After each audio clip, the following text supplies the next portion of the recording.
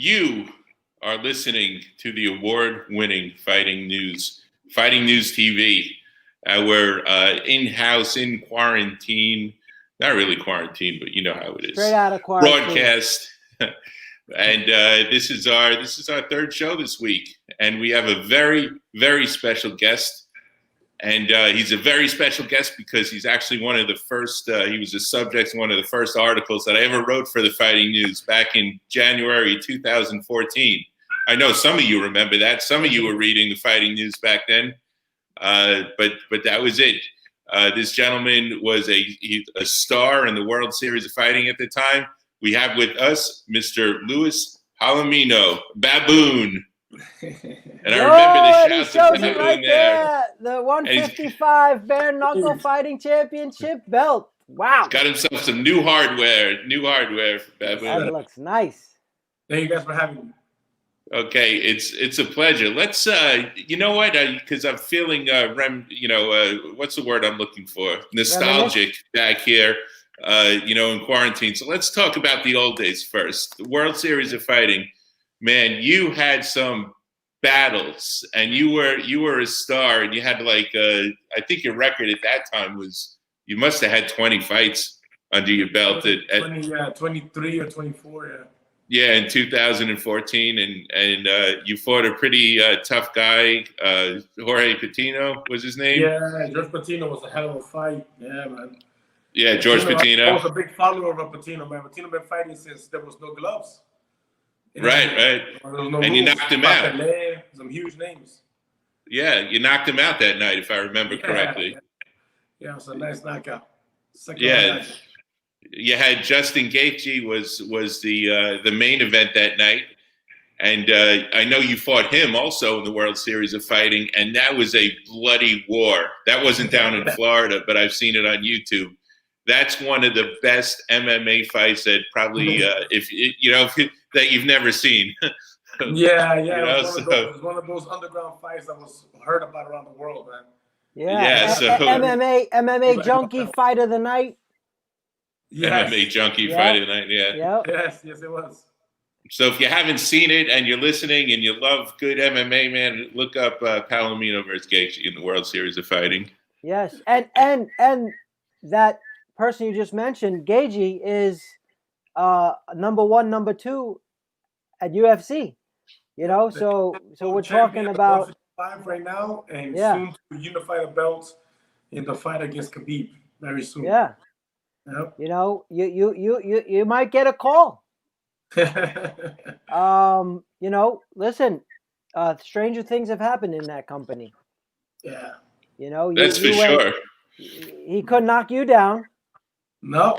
You and him can be the main event. I mean, that fight was ridiculous. That was a ridiculous fight. I'd love to do it again, that's for sure. Yeah. Nice. But now that we've taken that walk down memory lane, you've got good things going on right now. You just took the 155-pound belt at the Bare Knuckle Fighting Championship. You were scheduled to fight Jim Allers, and then at the last minute he had to back out. I think he had, or not him, but someone in his camp had tested positive for COVID. What are your thoughts on that, Louis? Well, things are gonna happen, and as fighters, we're always ready to react to the situation. In this case, his trainer, tested positive for COVID, and it really sucked. And to me, it was like, hey man, I hope everybody, I wish him a speedy recovery and hope everybody stays safe. Nothing else. But then Jim decided to start going on social media rants about his thoughts on me not deserving the title and trying to discredit my title shot and talk about the paper title and this and that, to the point where after the fight, the guy's walking around with a fake belt. Jesus Christ, it's just like to another level. But, this is what he believes, is the way that he feels. At the end of the day, nobody took anything from him. This is a result of his own choices.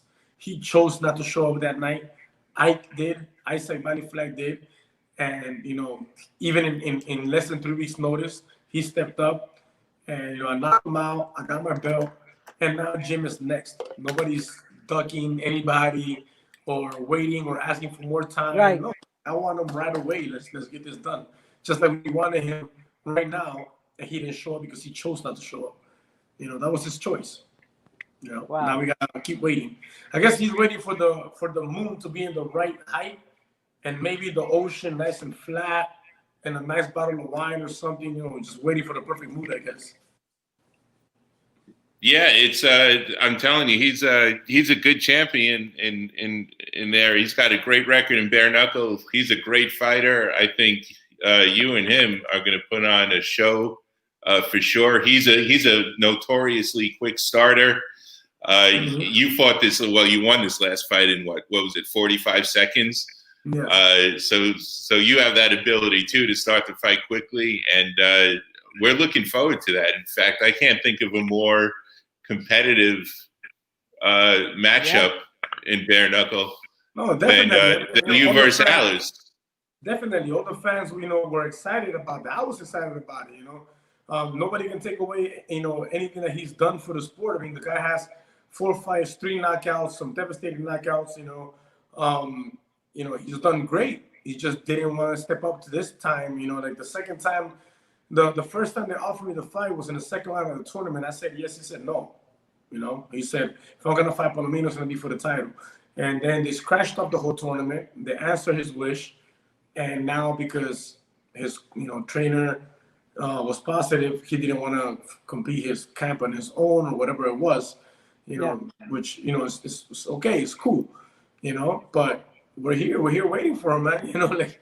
If the time can go any faster, we can put it all to the test and see who the real champ. See, look, the fighter that he discovered himself to be, I've been that since my day one. Now it's like I'm an evolution of what he just discovered himself. So my confidence is beyond a person trying to sound cocky or anything like that. It's pure confidence. My confidence over myself is that I was born the type of fighter that he just finished discovering, and I've evolved to be able to complete both together, where I'm like in a professional boxer sense and the brawler.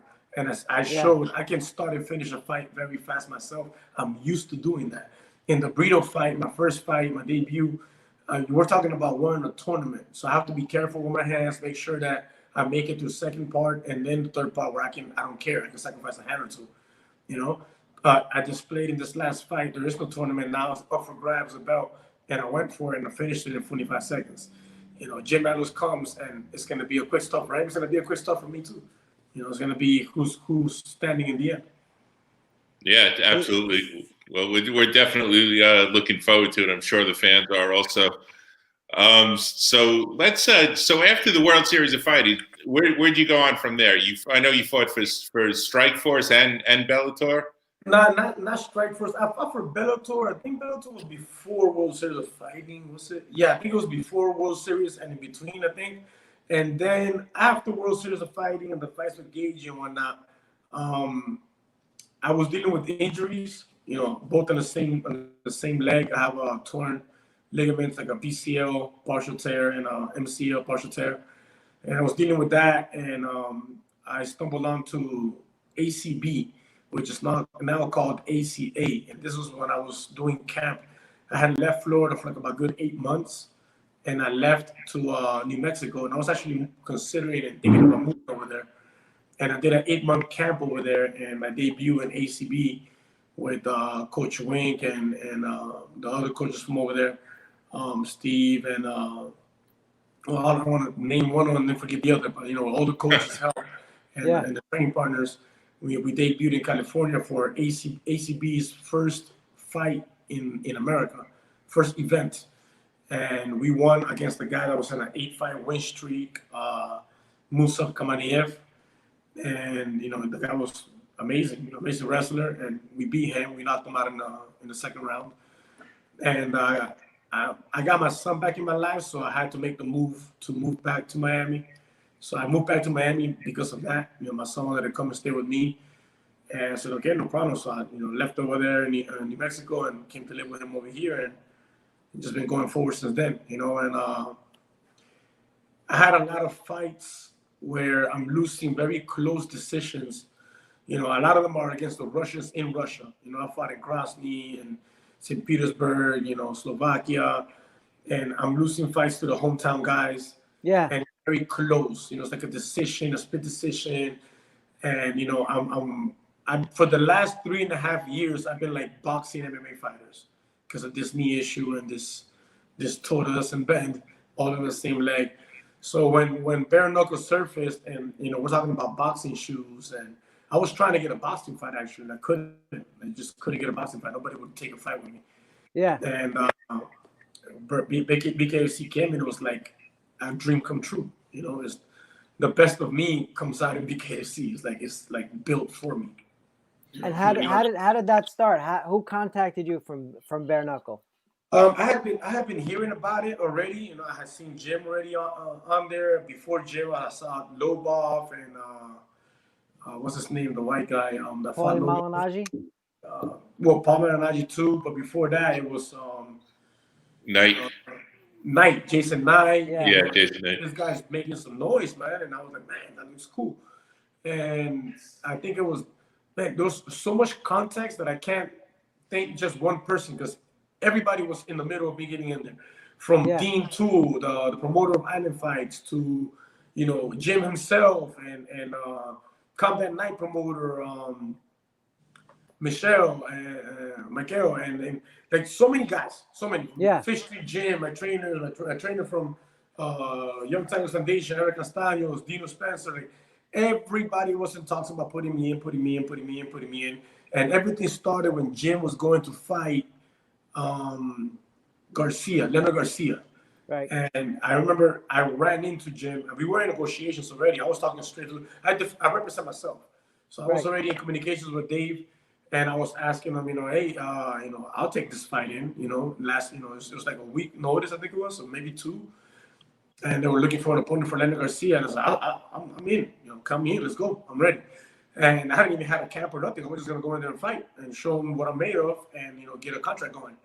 Because I was very interested in fighting for the organization. And then I ran into Jim in a jiu-jitsu competition, and I asked him about that fight. Like, you're not fighting that guy? And he was like, oh, you know, he has some, you know, what I would say some doubts. You know, either there were doubts in the fight itself, or maybe negotiation with money on the fight. I don't know the truth, but there was definitely some doubt in there.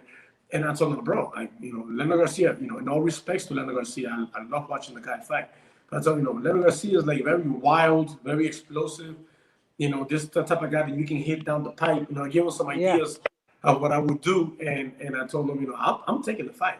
You're not taking it. I don't know what's going on with you, but I'm asking for it. Next thing you know, the very next day, they already signed Jim to fight Leonard Garcia, to a fight that he wasn't even sure he was going to take. You know, just putting that out there. You know, so I was ready. I was in negotiations, and ended up finally, you know, coming through and going down to the point where they created a tournament. I was like, hey, perfect timing. And at this time, I was still fighting 145. So when they said the tournament was 155, I said, what about 145? And I said, no, we're going to do 155. I said, you know what? Let's do it. I'm 39 years old. You know, I shouldn't be dropping 25, 30 pounds at this age. You know, it takes away a lot of my power. And in my career as an MMA fighter, most of my knockouts have come in at 155 pounds, even though I've mostly been the smaller guy. I'm a small 155. I don't pass 170 pounds. 175 after a barbecue. And that's like right after I finish eating. You know, but I'm not heavy. I'm not a big guy. So the drop to 155 is super good for me, especially at this age. It's kind of like giving me a rejuvenation of my body. Because in my debut, I still had that 145 drop where it's so easy, but I was still light. So in this time, while this Corona thing was going on, I worked on myself. I love working on my body, and now I can eat like a normal person. So I got some nice mass back on me, and the drop to 170 to 155 was still the same, 15 pounds, just more quality weight. Right. The power, you know, it shows it. Well, good. And, you know, we're glad that BKFC has taken off so much, and it just keeps getting bigger. I'm glad they gave away this last fight, you know, for free. Now they signed that deal with DAZN, so the fights are going to get, you know, I'm sure that things are going to get more exciting now. So it's only going up. So it's like you're on the ground floor of this big opportunity, man, and That's got to feel good. Oh yes, definitely does. It's a very special day. It goes down in history. I'm the very first champion that ever existed in 155-pound division in BKFC, and that right there to me is a blessing and a hell of an opportunity. And once again, thanks to Dave for the opportunity, man.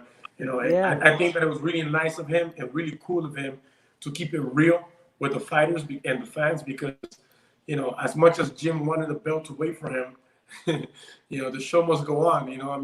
I was 2 camps deep already. I had one fight fall off the whole entire show. Then I had a second opponent, which was Jim, and he falls off, because he chose to. And then I get a third opponent, in the last, 2.5 weeks, less than 3 weeks. And, and I'm ready to go still. And this was going to go from a regular fight to a title fight to a regular fight to no fight to Dave stepping up and saying, you know what, man, you've been busting your ass. I was ready to step up to the plate too. You guys are ready to put on a show, so let's keep this belt idea going. He put it up for grabs, man, and it's here with me, man. It's here in Miami. It's definitely staying with me. Show everyone watching at home again. Check out this belt. Wow. There it is. Everywhere I go. Wow. There it is, man. That thing looks like it's 30 pounds. Nice. So Michael, thanks for joining us. What's up there, Mike? Yeah, what's going on, guys? Sorry I came a little late to the show. So no worries. We're here with the 155 bare knuckle fighting champ. Yeah, man. So Palomino, what's up, brother? How you doing? How you doing, brother? Good. I'm doing good. Congrats on the win, man. Thank you, man. Thank you. That's a beautiful thing. So, the very first BKFC 155-pound champ. So now everyone's coming for you. So yes. what's the plan here? I mean, do you have it lined? Maybe you said it already, but do they know exactly what's lined up? So immediately after the fight, there's no doubt about it. To me, I don't know. I think in my mind state, I'm still like in the tournament. In my mind state, right, where I knew that I was going to face the next 3 guys from a world title. I have the belt on me. I know that I've earned it. I know that I deserve it. I know I'm keeping it. But Jim's mouth has really ran off, man, and it makes no damn sense whatsoever. But hey, it's calling the attention of many, and I really want to put him away. A guy that comes with a 4-5 win streak, 3 knockouts. To me, that's like another belt of his own to take that from him, and that's what I'm here for. This is what I thrive on. Is the challenge, and he is the challenge right now because I want to get him out the way so that I can get this money fights, man. I'm really interested in fighting the biggest name possible in BKFC to defend this belt. I don't want, Joe Smo. I want the biggest name possible, whether it was a professional boxer, professional MMA fighter, professional kickboxer, wherever they came from with some sort of credibility. I want the biggest name possible. I want to make the biggest noise possible. That's perfect. Well, right now, Jim is there, and you're right in line there. So you're at that top. So Steve just texted me. Jim's in line. Jim is in line. I'm right here. The belt is right here with me. Jim is in line to come and face me if he doesn't come up with another excuse, because he should have faced me for this belt, and he decided not to. So now he's waiting in line at home because he decided to wait at home, and I'm here waiting. And the fans are waiting. And I'm ready for September. I know that BKFC has their eyes on September, I think it's 12 or something, 17, 12. I don't know exactly what date, but they're bringing out Thiago Alves, one of my favorite MMA fighters, as well as the champ from Bellator, Hector Lombard, my brother. And that's going to be an exciting card. I'd love to be in that same card and get rid of this gym talk already so we can move forward. Yeah, definitely. So Steve just texted me. He said the power went out at his house. Oh. So he's actually calling right now. Let's see what do you got to say, Steve? My lights went out. Let me back out. Oh, damn. That's like... All right, pay your bill and come back, There he is. I'll put you over here. Now people can see it. So yeah, that's funny, man, because one night the same thing happened here, and I was sitting, where I was sitting? I was sitting in my bathtub because I had like candles up there. And that was the only place I had any light whatsoever. It was in the middle of the show. And I forgot who we were talking to. Yeah, I paid the bill. It's just a power outage, So, but we go through, we're the fighting news. We got to do what we got to do. So Mike was sitting ringside at back in February at that show. Right. Okay. Remember that, Mike? Yeah, that was a great show. Yeah. So you want to talk about that fight at all? No, I mean, that whole fight card itself was a fantastic night. It was just one thing to the next, just nothing but knockouts that night. So definitely one of BKFC's better cards. We enjoyed that a lot. Looking forward to being able to get back out and see them in person once again. Hopefully within the next couple months we'll do that. We'll be able to watch you. I can sit ringside and watch you, see you take care of business, whether it's against Jim or whoever. But, I heard you say a little while ago that, it's more comfortable 155, obviously 145, with, getting a little older, it's hard to lose all that weight. So is 155 comfortable for you? Do you plan on hanging on to this belt and defending it as much as you can, or are you looking maybe a couple of fights and then looking to step up and try to fight for a belt heavier? Definitely, I'm a belt hunter. I'm a belt hunter. It really all depends on how the weight classes are gonna skip. Like if the weight classes skip, like they do in MMA, like the UFC, for example, where you go from 155 all the way to 170, then no, I wouldn't. I'm gonna stay in my zone. Those 170-pound fighters, man, they're coming down from the 200s. I gotta be realistic with yourself, right? I know that I'm very skilled. I have a lot of power on me.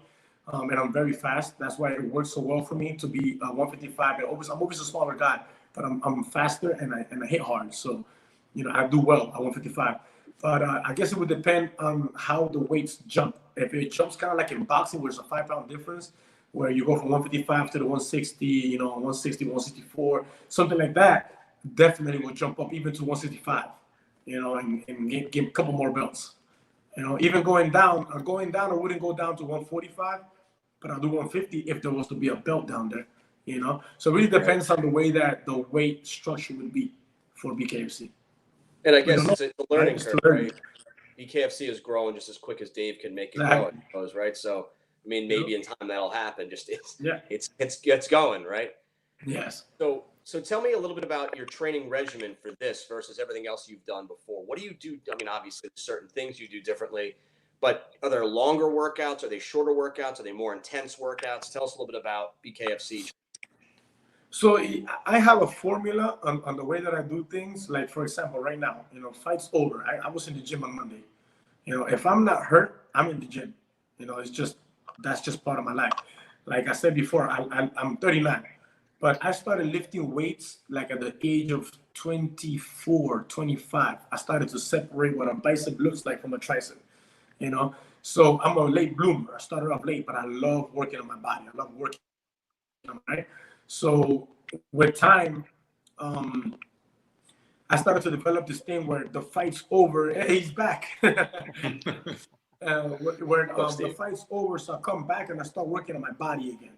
So I start some powerlifting, still continue my cardio, but keep it lighter on the cardio and my back work, all my boxing work, The difference now that I'm focused on BKFC, I don't have to go in and do the wrestling class. I don't have to go and do the grappling class and kickboxing. As much as I love it, I don't have to. So I can really focus on improving the skill. I'm a very good student. I love being a student. I love learning. So to me, it's not so much as, at this age, I've overtrained for most of my fight career. So at this age, it's more about improvement. What can I improve?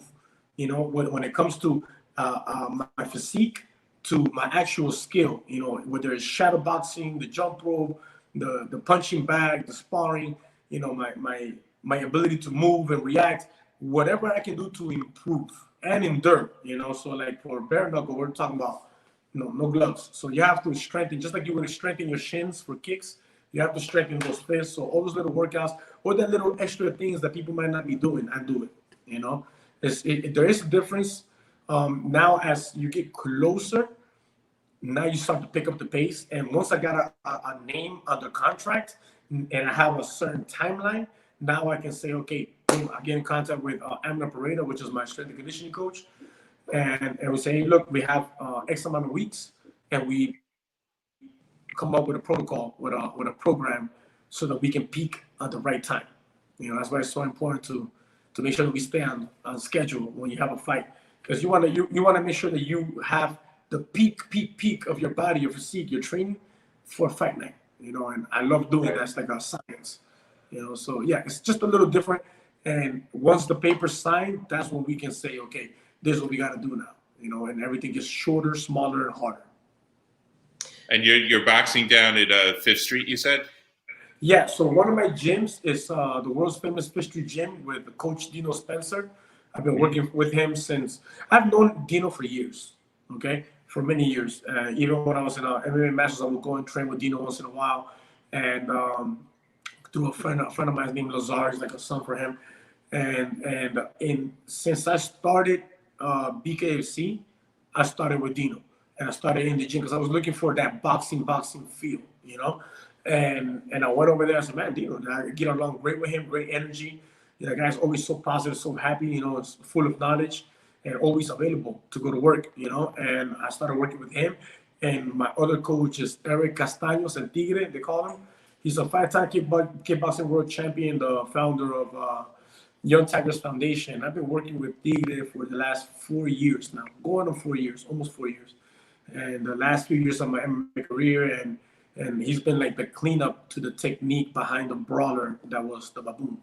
So we have a good mixture of both now. Right. So now you're training boxing 5th Street Gym with Dino, who we saw Dino at the BYB event, Backyard Brawl Data 5000 event. So we know he's a fan. We know he was checking out the action there.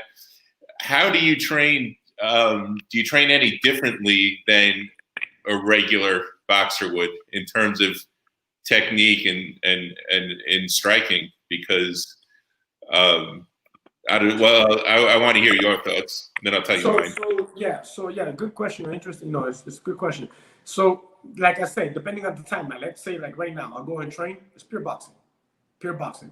And the beauty about it is that my sparring partners can go from a guy that's under 100 amateur fights to a guy that's like 400 amateur fights, 10-0, 15-0, 20-0, all weight classes, young guys in their young 20s, mid-20s, early 30s, lots of experience, that people that come in to South Beach just because they're hanging out and they end up coming into the gym, and the people that are already there that we have. So it's regular boxing. Now, as we get closer and we have a date and an opponent, now we start stylistically matching, what we're going to face depending on the opponent. And then as time gets closer, even the drills, like if we were doing drills with 8-ounce gloves, for example, we'll get smaller gloves and start drilling with smaller gloves and stuff like that for the defense and stuff like that. Even on working the bag. But right now, so far away, it's regular pure boxing. I go over there, pure boxing. And I think it's my experience from MMA that it helps me translate it all together when it's time to turn it off. As we get close, from 4 weeks to the fight night, everything gets tighter and tighter and tighter into bare knuckle, to the point where the last 2 weeks of my camp is mitts with no gloves. I don't use gloves anymore. So it gradually goes into the date. So it really depends on the time. It doesn't look like you had a fight last week. Yeah. Got all your teeth. Where's your left? Let me see your left hand. Yeah, so you cracked that guy, man. You cracked him.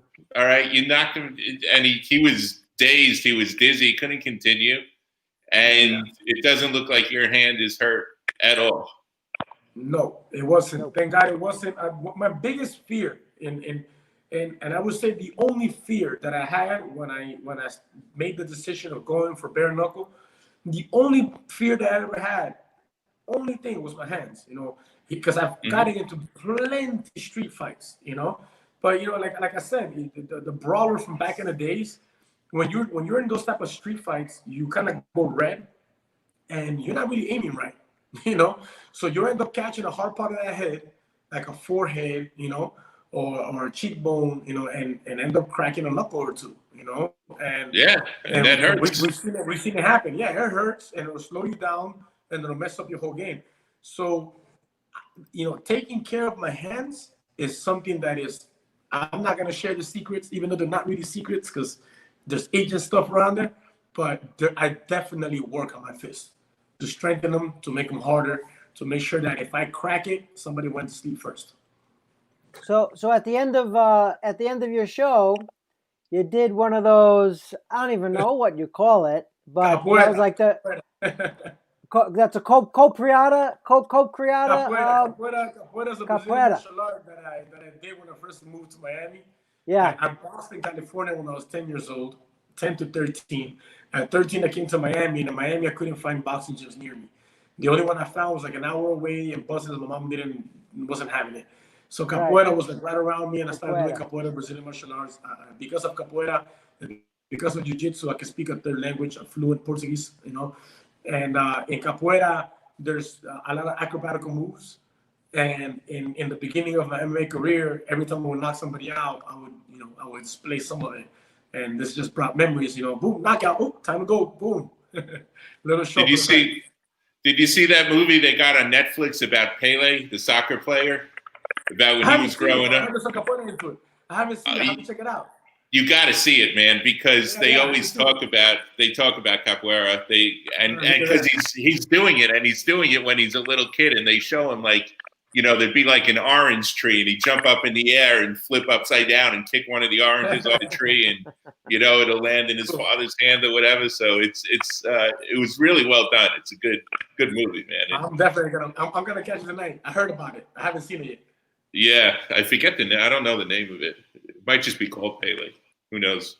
But it's on Netflix. So how about this? So you defend your first bare knuckle fighting belt, and you do like old school Louis Baboon hair color. Maybe the red. For the red. Everybody orange. The red. I'm not sure if what do you call this? If I'm brave enough to play with my good hair at this age. Back then it's like, okay, you dye your hair, you bleach some, and now what if it doesn't come back so strong? Not sure if I go back to red. Always was fun seeing you come out with the different hair colors. For sure. They're almost one of the originators of that hair color stuff. Right, now there's a lot of people doing it, in the UFC and stuff. Yeah. Yeah, Chris Levine, he copied you. Yeah. As as you grow within the sport, and Dave is kind of learning, what to do within the sport, and all the fans growing with it. A question for you. I mean, from what you've seen, what do you think the shelf life is for an average BKFC fighter? I mean, champions are a different story. You could probably go a little longer. Many of these fighters, you think they got 4 or 5 fights in them, and that's probably it? Or do you think these guys can go 30, 40 fights? That's a good question. It's a very, very good and complicated question, if I may. Good question, right? You got to think about it with all the different factors, right? For one, hey, quiet. Sorry about that, my girls. Sorry. Can you guys hear me? Yep. Yeah. All right. So for one, we gotta think about what part. Can you put it away? Hey, that's enough. Sorry, guys.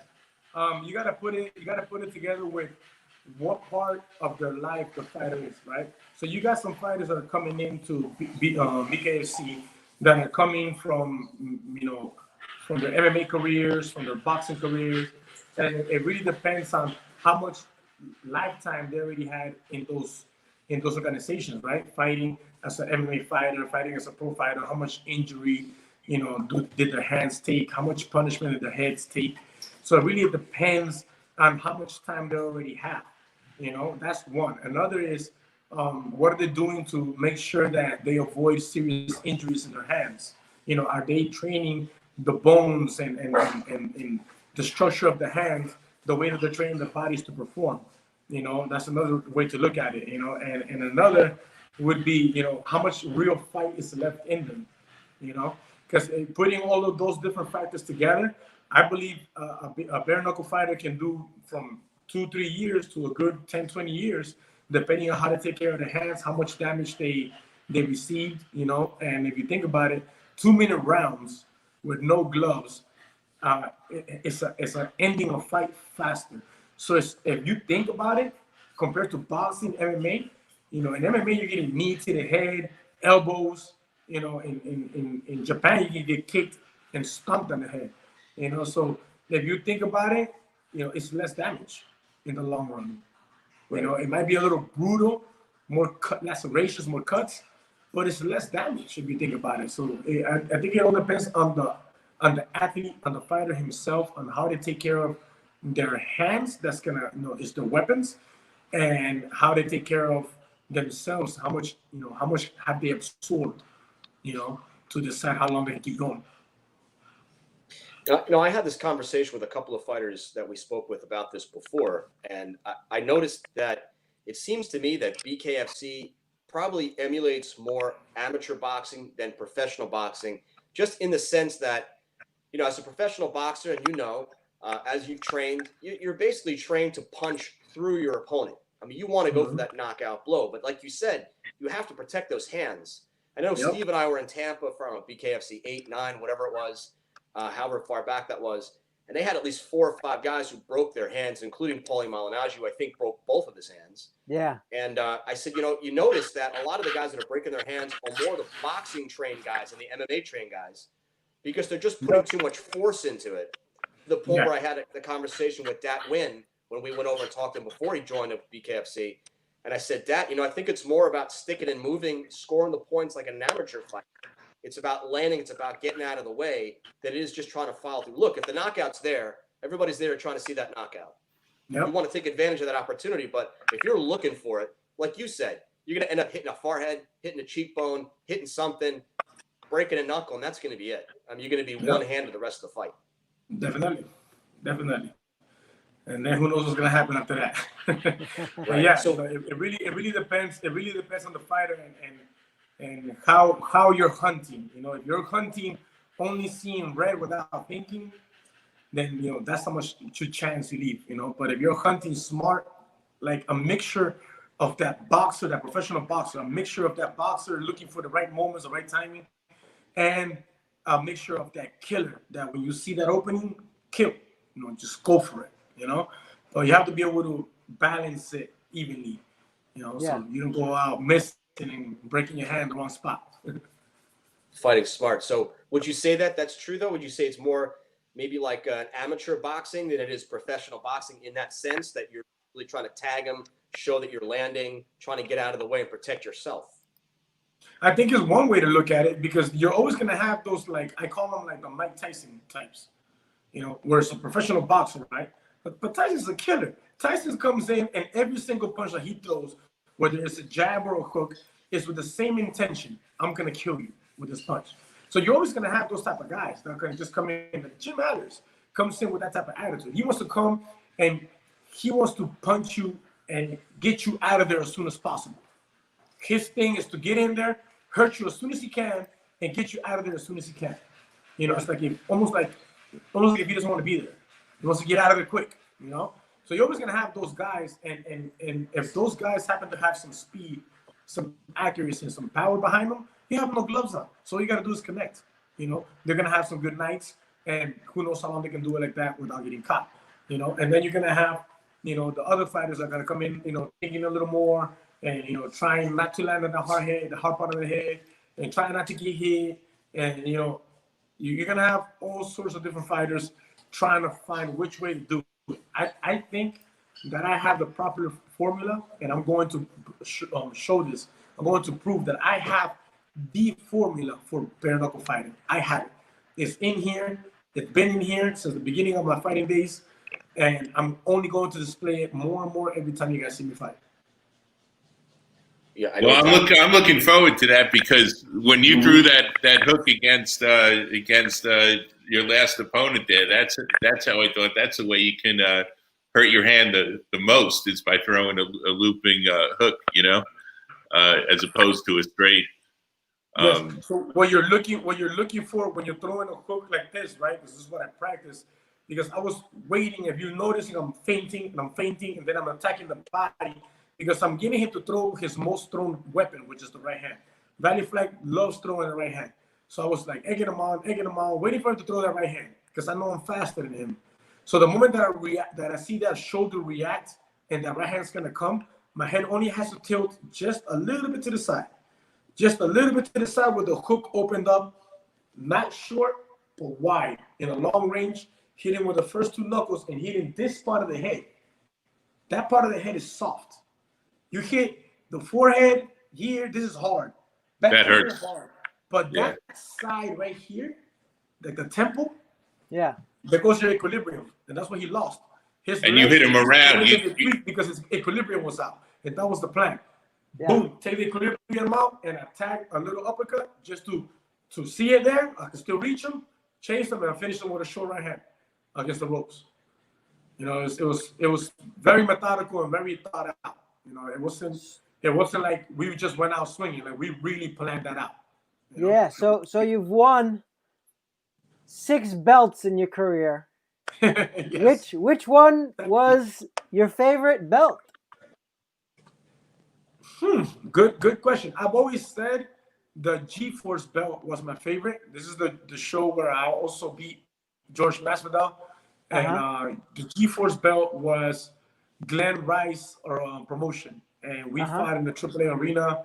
And I was the champion for that. And I loved it because it's like the whole emblem like this. Like I have it put away. But like the whole emblem here is all gold. And it's just a beauty, you know? So that was my love, my favorite belt out of all my other belts.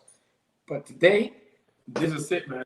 BKFC, the actual belt right now today. This is by far my happiest days right now.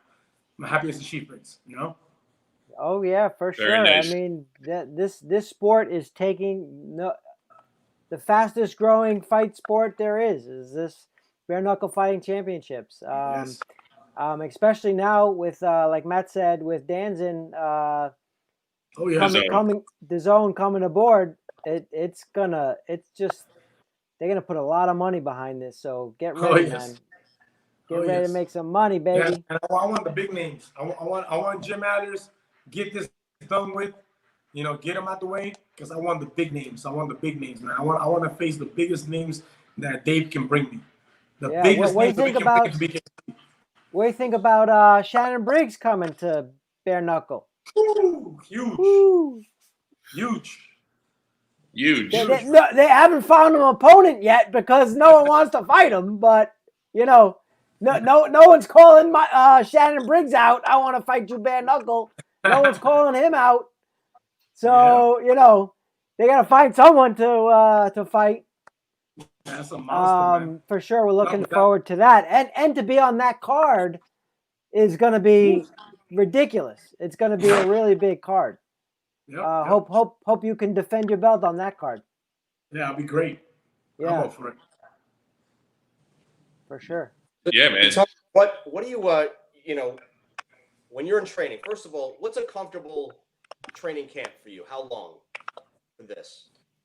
How long? As in, how much time do I train per day? No. I mean, how long the camp? How long do you need to train? Camp? Yeah, I mean, the time length that you actually have in camp, 4 weeks, 6 weeks. What's comfortable for you? For BKFC, I think the perfect timeline for me specifically for me, would be anywhere from 8 to 12 weeks. It would be like the perfect time. Now I can get a call and be like, "Hey, you're gonna fight in 4 weeks." I never stop training. I don't stop training. So if they tell me you're gonna fight in 4 weeks, then I'll be ready in 4 weeks. You know, we're talking about championship, high level, like facing the toughest of the toughest. I would love to at least have an 8-week to 12 at maximum, 8 to 12 weeks. Yeah.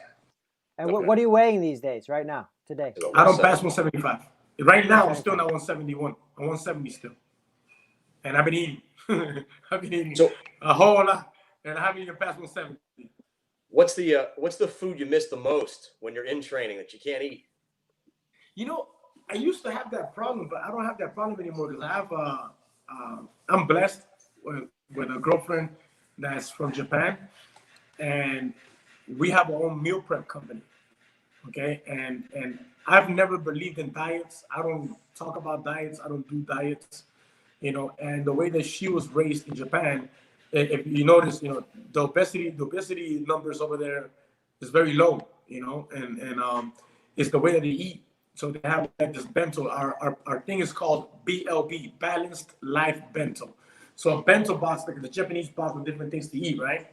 And what we do is we provide, when most people are repeating the same meals in a month, we've gone 2 months without repeating one single meal.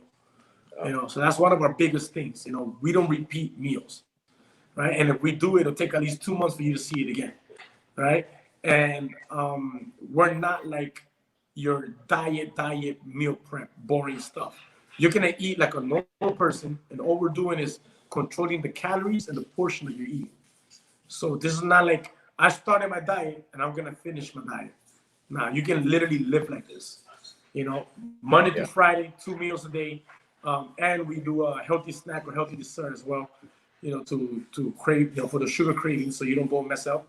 And Saturdays and Sundays, go treat yourself, and that's what we do. So I don't miss food because I'm always eating something different, And she's an awesome chef, so when we want to eat in the weekend, like flashy, we'll do it here at home, or we just go out. We're foodies, so we'll go out and get the best of the best. So yeah, I don't have that problem anymore. So when you're trying to shave off those 15 pounds for the fight, 15 pounds. Obviously not the diet. You're 15 pounds and 20 pounds. If I was like sitting down, not doing nothing, out of shape. Like if I'm moving around, which I always am, 15 pounds is what I look for. Nice. Okay. And tell me the name of this company again, Louis. BLB on Instagram, Balanced Life Bento. Sounds yummy. Oh yeah, check out the picture on Instagram. I like it. You guys deliver? Yes, we deliver. Most meal prep companies, they and I'm talking about because from experience, I've been on the meal preps, most of my career, right?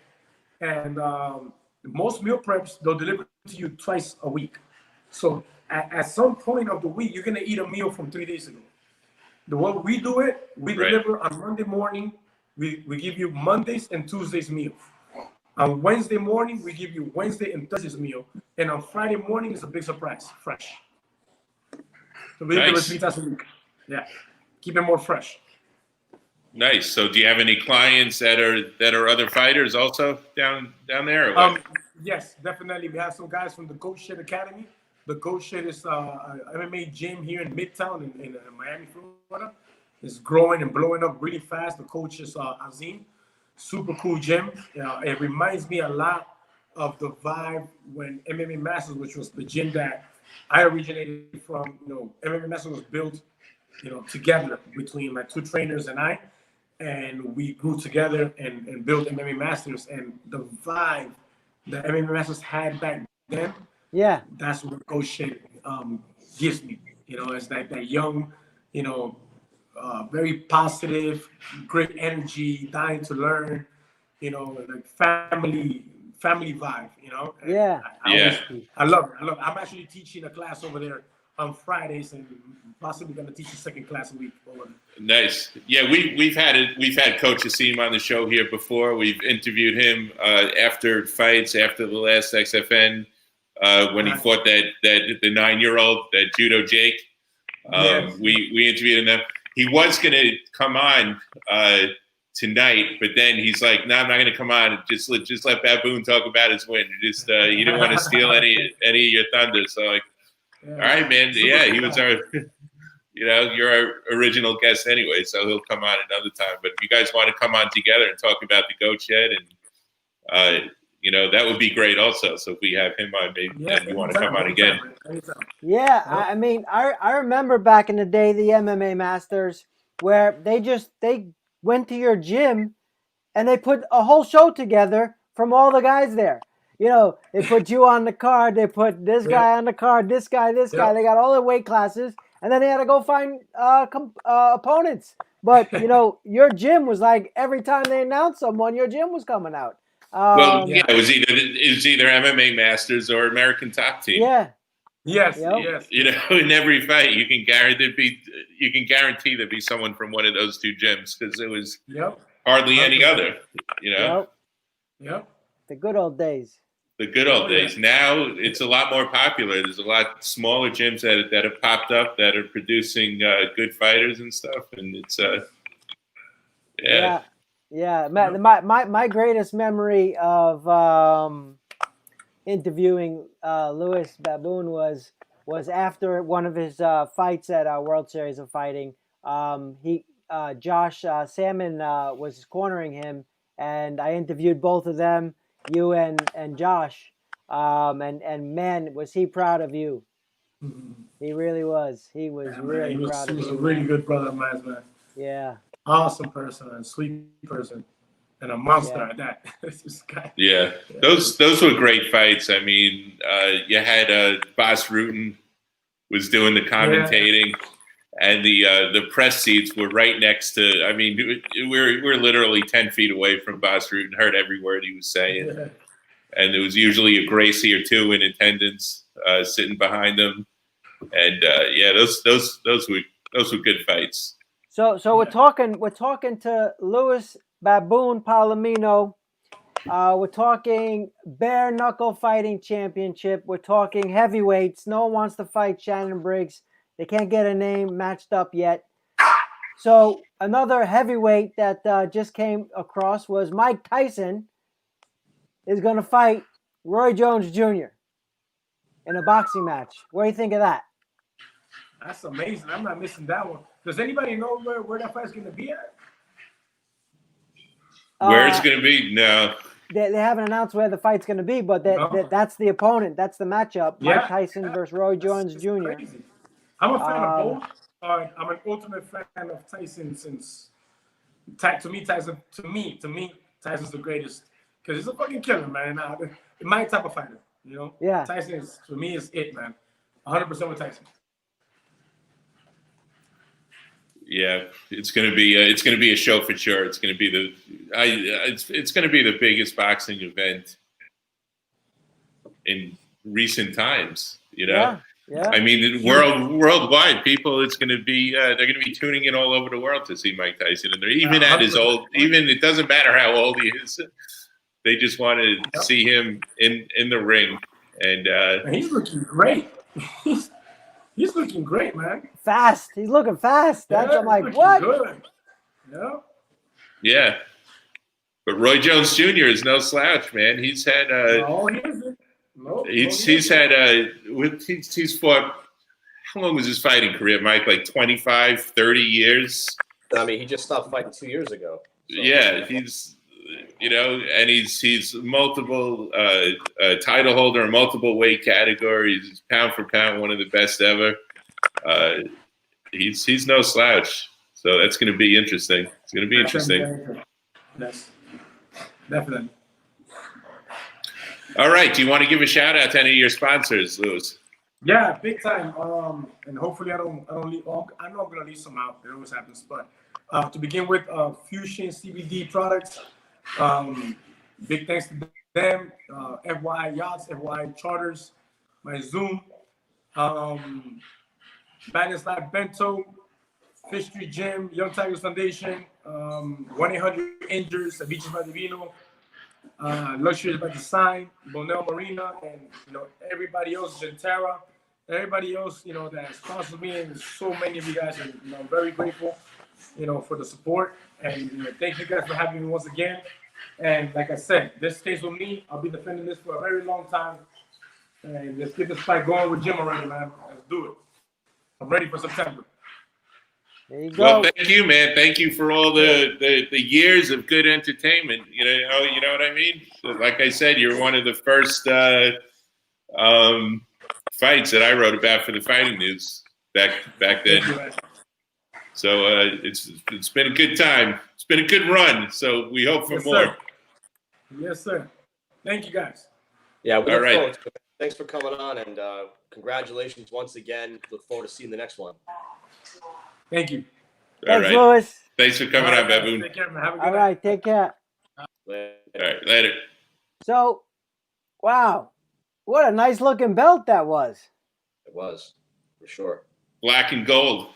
Wow. Wow, that was nice. So You know what the significance of black and gold is? Pittsburgh Steelers, There you go. black you black go. and yellow, black and yellow. I like how he's talking about, if there was a belt and it was a weight class that kind of squeezed in 5 pounds up, 5 pounds down. You know what though? I kind of hope that doesn't happen, at least not for a while. It kind of takes away the integrity just a little bit. It's nice to know there's fewer champions. Well, I don't think they don't have enough people. They don't have enough fighters yet. Well, we have yet. But I mean, it's that much greater of an accomplishment to say that I own this 15-pound range. This is mine. You come in, and he's right. If you try to step up in weight and the next belt was 175, he's fighting guys that are 200 pounds. It's hard to contend with guys like that. But imagine the guys that can, though. We talk about Roy Jones, right? Talk about a guy who started his career, basically as a junior middleweight, and he came up and won a heavyweight championship. Right. Guys like that I respect tremendously because they're willing to fight outside of their comfort zone, and they can prove that they've been able to do stuff that no one else has been able to do before them. So great to see something like that. I'd love to see fewer belts and guys just getting in line to fight that. It's less confusion, and it's just more. I don't know. It's a greater fight to watch because that the belt is on the line, and it happens so few times. Yeah. Yep. Yeah. Well, he gave us some good insight there. I like the way he explained how he threw that knockout punch. I got to go back and watch that thing in slow motion because he actually hit him with the back of his hand. Yeah, that's what he was saying, to the soft part of the head, right? Yeah. And so forth. Yeah. So was 45 seconds in? Is that what it was? Yeah, 45 seconds in. But, think about if that didn't knock him out, how many punches like that can you throw with power? Because that's a shoulder injury waiting to happen too, Well, I like what he was saying. That he was, I know how to protect my hands. He said it's not really a secret. He said, but a lot of people aren't aware of what you should really do, and maybe that's part of it. He hit him with the back of his hand. He's realizing you're not trying to punch straight on. You got to punch at angles, twist, turn, hit him with side of your hand. However you got to do it, and that was my point making. Look, you tag him and you move. If you're landing shots, you're going to be winning rounds. You just got to watch out for that big knockout shot on your opponent. Yeah, well, they got to go back to like the old kung fu movie days and get like the hot rocks. They boil the coal, they steam that thing up, and they stick their hands in there. That's what they got to do. Toughen up that skin. Toughen up, man. So yeah, man. Wow. So bare knuckle, we got a bunch of events coming up. I was talking to Dat the other day, Mike. He wants to know right when they could tell him if he's going to be on the first card or the second card. He of course wants to be on Shannon Briggs' card, but he definitely wants us to come up there once they announce it, and we'll get a little sparring, little B-roll down. We'll get an interview, and of course, as always, we go to Miss Saigon and get some good food. Get some good Vietnamese food, man. Yes, sir. Man, I see the pictures of their restaurant on Facebook all the time. I see pictures of the meals and the dollar taco nights and things that they're doing over there. But it's like that food is so pure. That food looks so good every time I see it, and it makes me want to drive way up there just to have dinner. Oh yeah, for sure. We're going. We're going. What night is Dollar Taco Night? She just did it. I don't know if she has it on a consistent night, but she's got to be Tuesdays. It's always Taco Tuesdays. Well, you would think it would be, but I don't know that it was. But she had it on Facebook just recently. Again, dollar tacos, and you look at those tacos. It's not like you're looking at Taco Bell tacos. I mean, she's putting some good things in these tacos. This looks. Well, I'm not driving all the way up there for Taco Bell tacos. Come on. Great. I mean, great ingredients, and Steve and I know a couple times that we've been there eating. A few times we've been there eating. That food's good every time we go. Every time. So, I want the soup. I want the bone broth soup that he talks about. Pho. The pho. Yeah, gotta have the That's pho. stuff right there. Get you strong. Actually, I saw the other day they posted lobster pho. So it's got the beef broth and the thinly sliced steak, and then lobster. That looks good. Nice. Sounds good. Yes, sir. What else do we have? We have a show tomorrow night, our last show of the week. Okay. It's a lot of shows. Yeah, listen, And we're so- 4 days this week, baby.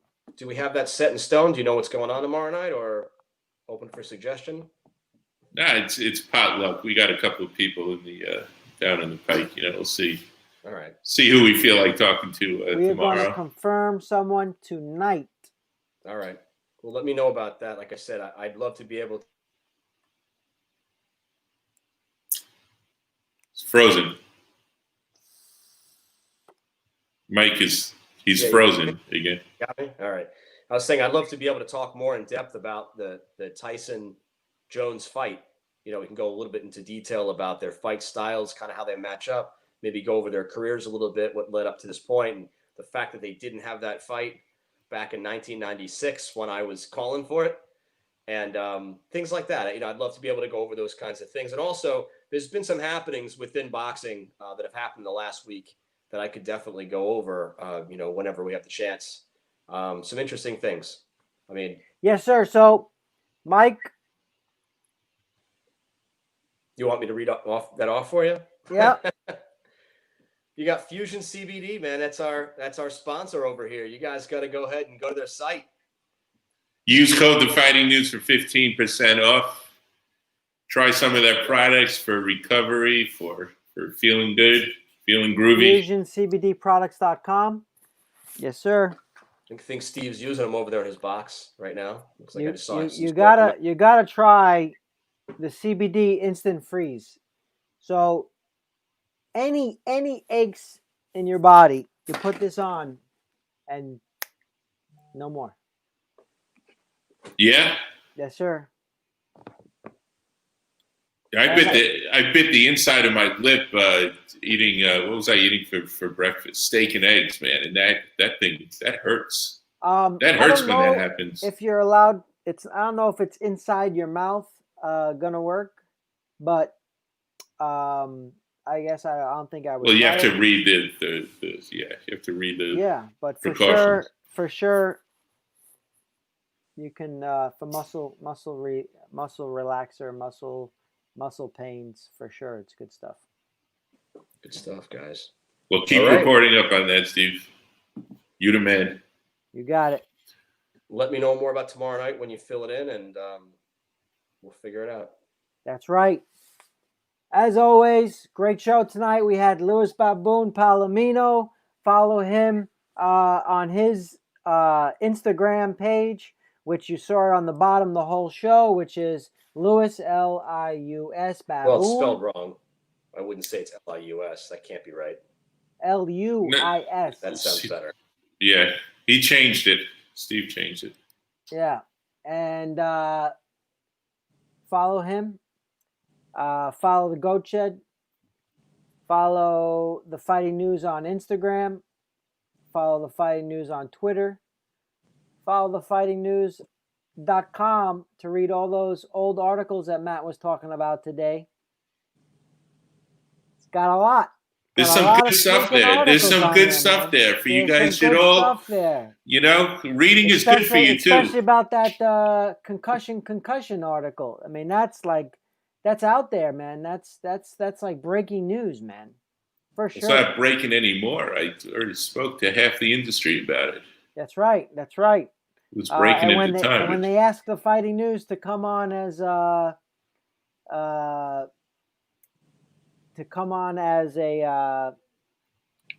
spokesperson, special guest, expert witness, expert panel. We're gonna be there, because we know we're gonna test it out. I say they test it out now at the boxing events, amateurs. Why not? Listen, this kid has a concussion. He can't go on any further. I agree. It'd save a lot of people for sure. Right. That's a show. Sounds good, guys. Gonna wrap it up. The Fighting News. Gonna go get protected. Gonna wear my mask. The other show coming up in half an hour. Who's that? Got Team MMA going on. Rise's Team MMA is going on half an hour. They're gonna have all the featherweights for Team MMA coming up on the show. Sounds good. Sounds very good. nice. Rise Sounds TV. good. Rise TV. Rise TV. Enjoy that. And tomorrow night, we'll see everybody again. Tomorrow night, Thursday. We're coming to you live Monday, Tuesday, Wednesday, Thursday this week. It's a special week. Check us out. Thank you for tuning in. Have a great night. Good night, everyone. Thank you, everybody. Deuces.